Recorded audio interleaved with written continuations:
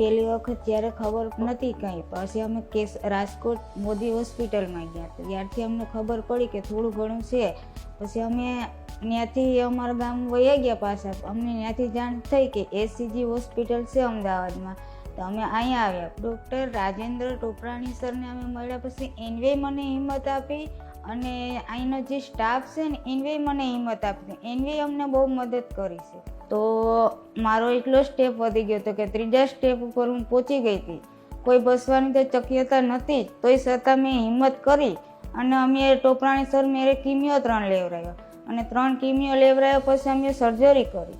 Surgery પછી અમે 30 radiation પણ લેવડાવ્યું અને પછી અમારો રિપોર્ટ નોર્મલ આવ્યો. આજે અમે 6 મહિના પછી રિપોર્ટ કરાવ્યો તો એ પણ અમારો રિપોર્ટ નોર્મલ આવ્યો.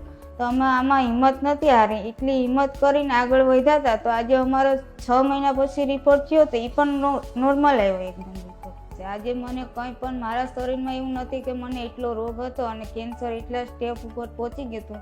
અત્યારે તો મને આમ કંઈ છે જ નહીં કે હું જે મારી પહેલી જિંદગી હતી એ જ જિંદગી ઉપર હું અટાણી. રાજેન્દ્ર સર ટોપરાણી સરનો થેન્ક યુ સો મચ હું આજે માનું.